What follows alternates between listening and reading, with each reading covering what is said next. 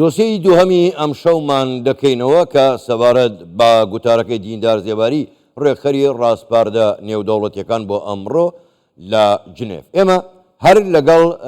بەڕێز دیندار زێباری ڕێکخەری ڕاستپاردە نێودەوڵەتیەکان کە ڕاستە خۆ لە جنێڤەوە لەگەڵمان دێ لەسەر ئەم بابەتە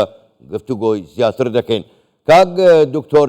دیندار شەوتان باش ماندوو نەبن، گەلێک سوپاس بۆ بەشداریکردنتان لەگەڵمان لە ژووری هەواڵی کوردستان 24. ئێوە ئەمڕۆ لە دیدارێکدا بەڕوونی ئەوەتان خستە ڕوو کە حکوومەتی هەرێمی کوردستان بەپێی ستانداردی نێودەوڵەتی کار دەکات، بەڵام پرسیارەکە ئەمەیە تا چەند بەشداریکردنی یا نەکەرهی ئێوەی حکوومەتی هەرێمی کوردستانیش لەو کۆڕانەدا بۆ هەرێم گرنگە. بەڵێ زۆر سپاس جەنابی حاکم فەرهاد، سپاس بام دەرفەتە جارێکی تر لەگەڵ ئێوەی ئازیز.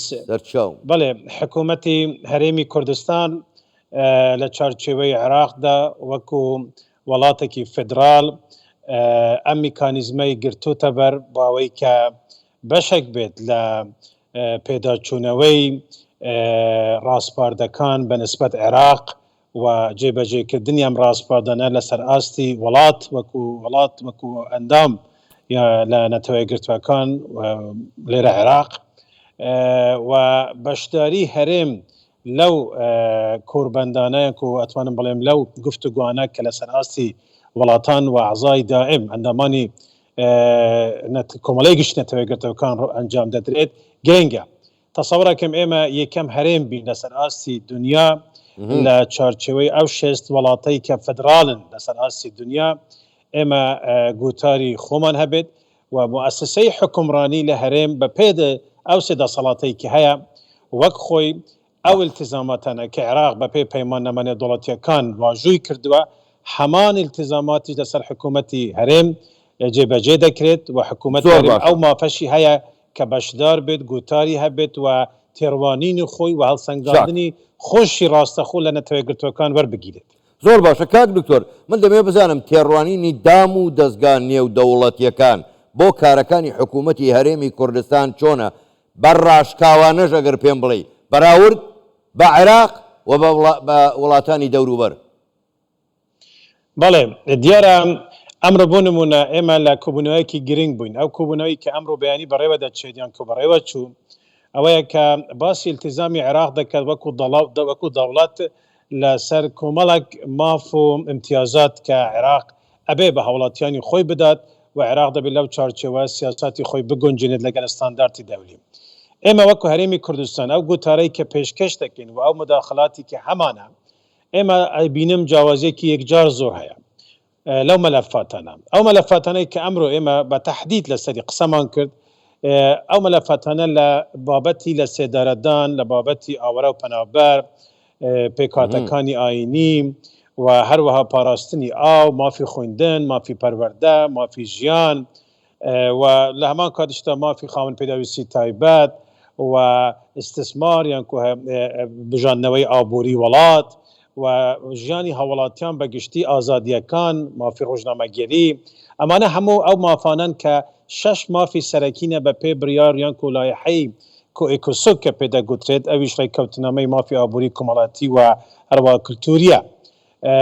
ئێمە کو هەرێمی کوردستان ئێمە نەهاتوین بە عمومیات لێرە قسە بکەین، ئێمە بەراوردمان لەگەڵ خۆینەوە و ئەو ئامارانەی کە ئەمڕۆ تەسبیت بوو لە گوتاری ئێمە، ئەم ئامارانە لە UN وێب تەسبیت دەبێت، هەموو وڵاتانی دنیا ئەتوانن بیبینن، مقرڕنی دووەلی عالەم ئەتوانن بیبینن. ئەمڕۆ بەدەیان پسپۆری نێودەوڵەتی لە وڵاتانی جیاجیا دامادەن. لێرە ئەو جیاوازەی حکوومەتی هەرێم دەبینن لەگەڵ حکوومەتی اتحادی. لێرە ئەوەیە کە حکوومەتی هەرێم ئاماری پێ، داتای پێ، مقارنەی پێ، کابینەی نوێن بوو نمونە ئەو کابینەیە کە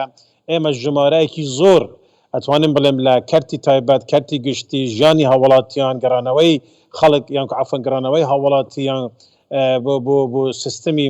خوێندن بوو نمونە ئەو ژمارەیەکی زۆر لە قوتابیەکانی ئێمە وەکو نمونەم باز دەکەم، نزیکەی 20,000 کەس 20,000 هاوڵاتی ئێمە کە قوتابی بوونە عەفوەن گەڕانەتەوە بۆ خوێندن لە هەرێمی کوردستان. ئەمانە ئاماری دەقیقن. لەم مەحفەلە ئێمە بە ئامار دەبێ قسە بکەین و ئەو ئامارانە کە دەدرێت بە مەحفەلی نێودەوڵەتی ئەمڕۆ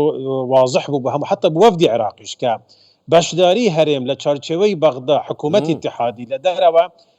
بە پێچەوانەوە ئەتوانێت مووقفی عێراقیش لەسەر ئاستی نێودەوڵەتی بەهێزتر بکات و ئەتوانێت حکوومەتی اتحادی ئەو بوشایە بوو پڕ بکرێتەوە کە هەرێمی کوردستان ڕاستە یاسا و قوانین عێراق پەسەندی کردووە تا حدێک ئێمەش پەسەندمان کردووە پێشکەوتوینە بەڵام لێرە مەبەستی ئەم ڕێککەوتنامانە هەموو ئەوەیە کە لە ئەرزی واقع لە تەنفیز لە جێبەجێکردن حکوومات چەند سەرکەوتونە لێرەدا حکوومەت یاریمی کوردستان توانم بڵێم نمونەیەکی پێشەنگە نەکلت بوو لەسەر ئاستی عێراق لەسەر ئەدا و ئەوەش شتێکی ترە کە بەنسبەت ئێمە وەکو حکوومەت یاریم بیر لەوە بکەینەوە کە شارەزای ئەدا و معایری دەولی بین وەکو حکوومەتە کە ئەم مافە بە ئێمە دراوە کە ڕاستەخۆ لەگەر پەیوەری نێودەوڵەتی تەعاملمان هەبێتە سەوڕەکەمە و دەستکەوتێکی باشە و سیاسەتێکی باشە بۆ ئەوەی ئەو مافەی ممارسەی دەولی و بوونی ئێمە لە دیبلۆماسیەتی نێونەتەوەیی یانکو متعددە کە پێدا گوتێت هەمەلانە ئەمە پێگەی هەرێم بەناوخۆی عێراق و دەرەوەش بەهێزتر دەکات. زۆر باشە کاک دکتۆر پرسیارێکی بەڕاستی ئەمەش جێگەی هەڵوێستەکردنە لەسەر یعنی هۆکار چییە کە کۆمەڵگەی نێودەوڵەتی گرنگی زۆر بە هەرێمی کوردستان دەدەن و بۆتە جێگەی بایەخی کۆمەڵگەی نێودەوڵەتی لە کاتێکدا هەرێمی کوردستان هەرێمە و دەوڵەتیش نییە. بەڵێ ئەمر یەکێک لە پرسیارەکان کە یەکێک لە خۆبەرە ئاراستەی وەفدی عێراق کرد و خودی جەنابی وەزیری دادی عێراق کە سەرپەرشتی وەفدی عێراقی دەکرد برای عەزیزمان دکتۆر خالد شوانی و هەروە سوفەرای عێراق باریزەکانی عێراق و ئەندامانی تری حکوومەتی عێراقی ئامادە ببوون بەدەیان کەوادری حکوومەتی عێراق ئامادە بوون ئەوە بوو کە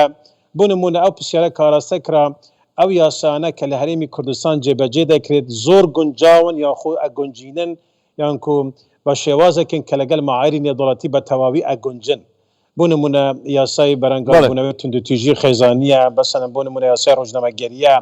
و دەیان بابەتی تر کە باسییان کرد حتا مەوزوعی بابەتی لە سێدارەدان کە هەرێمی کوردستان لە ساڵی 2008 تا ئێستا ئەم بابەتە بە معلق یانکو تعلیق ڕاگیرەوە یعنی جێبەجێکردنی یاساکە هەیە بەڵام جێبەجێکردنی خودی یاساکە ڕاگیرەوە زیاتر لە 444 بەسەرەوە ئێستا محکوم هەیە لە کوردستان کە یاسایی لە سێدارەدان دەیانگرێتە بەڵام جێبەجێ نەکرێت حتا ئەوانەی کارها بینە داعشش بوونە ئەمانە هەموو دەستکەوتن بە نسبەت هەرێم کە مقارنەوە بەراورد دەکرێت ئێستا بە نمونە لەسەر ئاستی بەغدا و عێراق بەدەیان کەس بە سەدان کەس ئێستا شمولی ئەو یاسانەوە ئەم یاسا جێبەجێ دەکرێت ئەمانە نمونەن کە هەرێمی کوردستان مەرحەلەیەکی زۆر بەرەو پێشی بردووە و ئەدای حکومڕانی لە هەرێم دەستخۆشیە و جێگای اعتیمادی دەولیە.